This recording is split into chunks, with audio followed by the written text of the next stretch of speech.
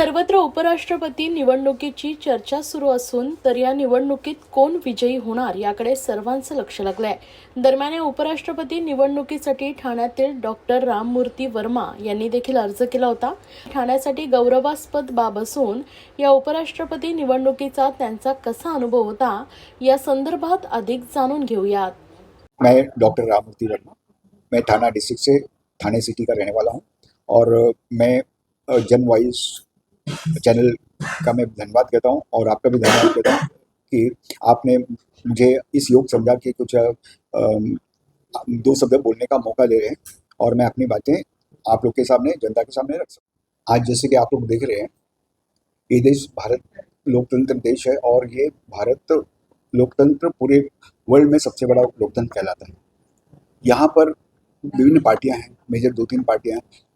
उस पार्टी के थ्रू राष्ट्रपति चुन के आता है, प्रधानमंत्री चुन के आता है, सब जाते हैं, लेकिन वो शपथ लेते हैं भारत के संविधान का लेने के बाद में उस गोपनीयता का शपथ लेते हैं, सब लेते हैं, लेकिन वो उसका पालन करते नहीं। ये मैंने देखा है। और वो जो पार्लियामेंट में जब जाते हैं, प्रधानमंत्री हो, राष्ट्रपति हो, उपराष्ट्रपति हो, वो एक संवैधानिक पद है। भारत के 140 करोड़ नागरिकों का प्रतिनिधित्व करते हैं। वहाँ पर उन्हें पार्टी लेवल पे नहीं आना चाहिए। उनका हित जो है गरीब से गरीब, अमीर से अमीर का सबका देखना है, इस तरह से होना चाहिए। लेकिन ऐसा होता नहीं है। वो जो भी काम करते हैं पार्टी लाइन के ऊपर काम करते हैं और पब्लिक के भले के लिए काम नहीं करते, संवैधानिक ढंग से काम नहीं करते, जैसा कि आप लोगों ने देखा होगा।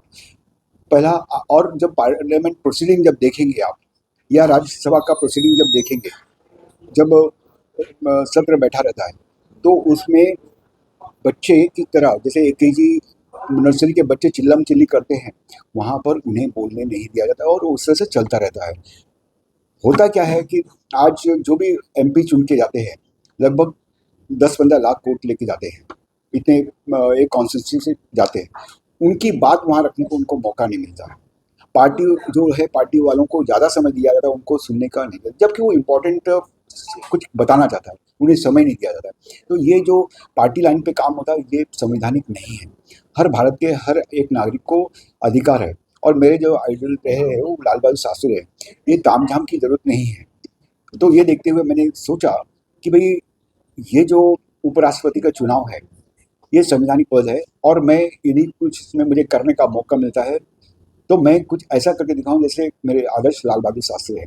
और लाल बहादुर शास्त्री का कैसा था, कोई भी मिले कोई भी नहीं, और ये तामझाम नहीं, सिक्योरिटी नहीं, सिक्योरिटी इतनी चाहिए जितनी ज़रूरत है। आम आदमी की कितनी सिक्योरिटी है, वहाँ पर हज़ारों की संख्या में उनके आगे पीछे पुलिस भी घूमते हैं।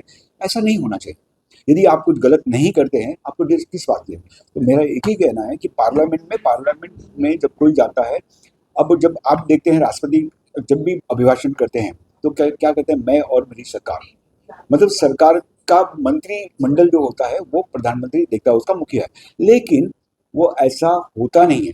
प्रधान सुप्रीम पावर जो दिया गया है राष्ट्रपति को दिया गया है कॉन्स्टिट्यूशन के हिसाब से, लेकिन ऐसा होता नहीं है। वो राष्ट्रपति भी पार्टी लाइन पे ही काम करता है। जैसा प्रधानमंत्री उनको सलाह देता है, उनके मंत्रिमंडल सलाह देता है, उसी तरह करता है। जबकि वो अपना कुछ भी कर नहीं सकते और उनको गलत सही लगता है तो वो रुका सकते हैं, ऐसा संवैधानिक अधिकार है, लेकिन ऐसा होता नहीं। आपने चुनाव के लिए एप्लीकेशन किया था, किस तरीके से कठिनाई आई, किस तरीके से आपने एग्जाम दिया, कितने लोग को सिलेक्शन हुआ था, आपने कहाँ तक चुनाव में? देखिए, इसमें देखिए, कोई भी चुनाव जब होता है, कोई भी चुनाव या नगर पालिका के सबसे सरल फॉर्म यही होता है भरने का। और इसमें जो कैटेगरियाँ थी वो थी मिनिमम 35 ईयर्स एज होना चाहिए, और जो भी कॉन्टेस्ट करना चाहता है उसे 40 प्रस्तावक और अनुमोदक देना चाहिए। मतलब 20 प्रस्तावक 20 अनुमोदक होना चाहिए। मतलब प्रोपोजर एंड सेकेंडर, वो एमपी होना चाहिए, चाहे राज्यसभा का हो चाहे लोकसभा का हो, कहीं का भी होना चाहिए। ये सेकेंड, और उसको डिपॉजिट 15,000 रुपये देना पड़ता है। ये 3 चीज़। और सबसे इम्पोर्टेंट, वो भारत देश का एक नागरिक होना चाहिए, उसको वोटर लिस्ट में, भारत के कहीं भी वोटर लिस्ट में नाम होना चाहिए। उसकी कॉपी वहाँ पर प्रोवाइड करनी पड़ती है। तो वो सब क्राइटेरिया पूरी हो जाती है। 21 लास्ट डेट था फॉर्म भरने का। उस दिन बहुतों ने मतलब लगभग 30-40 लोगों ने फॉर्म भरे थे, लेकिन उसमें से सब से 70-80% फॉर्म रिजेक्ट हो गए ड्यू टू लैक ऑफ कुछ कुछ उसमें बात।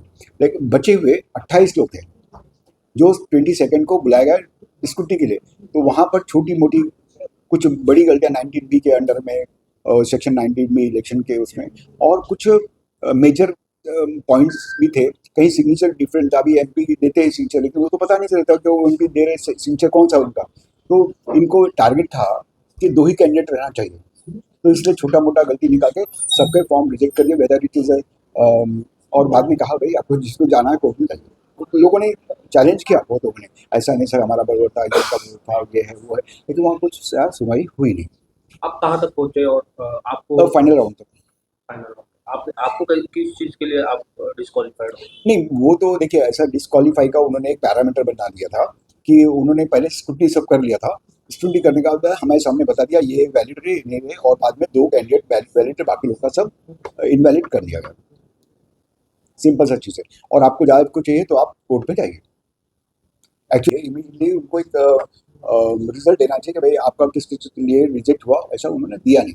अब नहीं दिया, नहीं दिया इसका अभी आपका एक्सपीरियंस कैसा रहा उपराष्ट्रपति के चुनाव के लिए और आपने क्या नया अनुभव लिया इसमें? नहीं, मैंने तो काफ़ी कुछ अनुभव लिया कि उपराष्ट्रपति हो या कोई भी संवैधानिक पद हो, वहाँ पर बैठने के बाद में आप देश के लिए बहुत कुछ काम कर सकते हैं। लेकिन आज देश के लिए 90% नेता लोग नहीं काम करते, वो अपना ही क्या कहते हैं, अपना ही एम्पायर खड़ा करने की कोशिश करते हैं। आप यहाँ से नगर सेवक से लेकर और कहीं भी देख सकते हैं, यानी राज्य मंत्री, गृह मंत्री, अमुक है तमुक है, आप सबको बताने की जरूरत नहीं है, जग जाहिर है क्या क्या होता है। किसी को खाने के लाले लेते हैं, लेकिन अरबोपति खरबोपति लोग बन जाते हैं। तो ये सब देखते हुए मुझे एक रोष के हिसाब से कि मुझे मौका मिला तो मैं करके दिखाऊंगा कि क्या करना चाहिए, क्योंकि जो भ्रष्टाचार है ऊपर से नीचे तक जाता है। तो ऊपर वाले यदि ईमानदार है, सब कुछ है, तो नीचे कोई किसी करने की हिम्मत नहीं होती। लेकिन अभी दुर्भाग्य है सबके फॉर्म रिजेक्ट किए, क्योंकि केवल 2 ही फॉर्म वैलिड रखे, एक एनडीए के और एक इंडिया अलायंस के। अच्छा, मैं एक क्योंकि यहाँ पर एजुकेशन कोई कैटेगरी नहीं था, लेकिन आई एम वेल क्वालिफाइड, तो लोगों ने भी मेरा बहुत सहयोग किया और मुझे बहुत खुशी हुई सब वातावरण देखते हुए कि भाई यहाँ पर आने के बाद में हम लोग क्या क्या कर सकते हैं, कैसे कर सकते हैं। हमारे पास इतनी मशीनरी रहती है, लेकिन मशीनरी का उपयोग नहीं करते हैं लोग।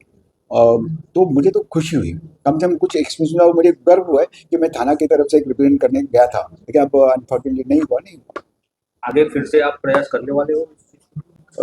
सिचुएशन आया तो जरूर करूँगा।